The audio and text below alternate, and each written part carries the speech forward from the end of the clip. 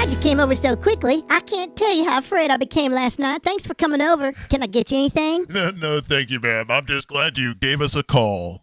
Yeah, well, last night was the strangest and quite possibly scariest night of my whole life. Well, why don't you start from the beginning and tell me all about it? Well, at first, my evening was going as usual. After dinner, that sweet Alex Trebek was grilling some know-nothing contestant while he flashed his confident and somewhat suggestive smile in my direction. Then I have to keep up with the news so that the girls at Canasta on Wednesday nights don't give me grief. So I watch that young gray-headed boy on CNN, hear all the latest world news. It's hard to understand what he's talking about all the time, but he's the sweetest boy in the news at night. And do you know he's brave, too? He actually goes to wherever the natural disaster is happening. And if there's an earthquake, he's there. And if there's a tsunami, he's there. And if there's a bomb blowing up... Pardon me, Mrs. Knapp, but exactly when did that break-in happen?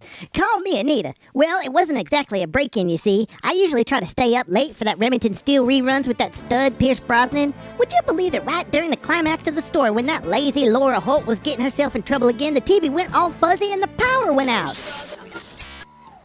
All the electricity in the whole house? Yeah, and there weren't any thunderstorms to be heard for miles around. But there was this strange sort of humming sound. A humming sound? And a glow. A glow? Yeah, around the whole house. An eerie bluish green glow came in from all the windows of the house. It took me a few seconds to decide if I should be afraid or not, but when I heard them knocking on the door, my heart went cold.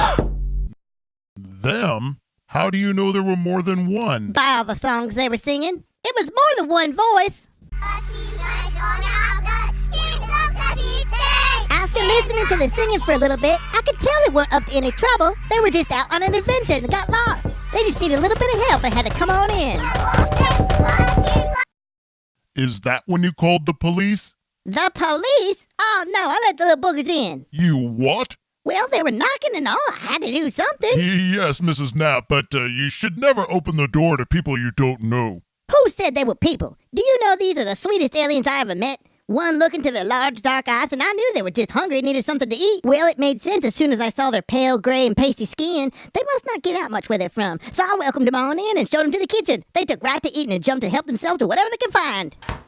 What was that? Well, after they ate most everything and trashed my refrigerator and pantry looking for more food, they just kind of passed out.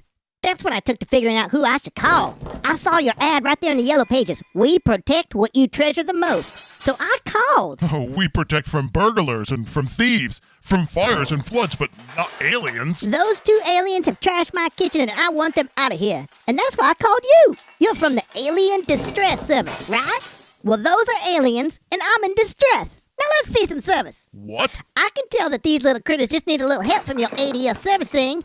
I thought you were the folks to call. I don't think you've called the right ADS, Mrs. Knapp.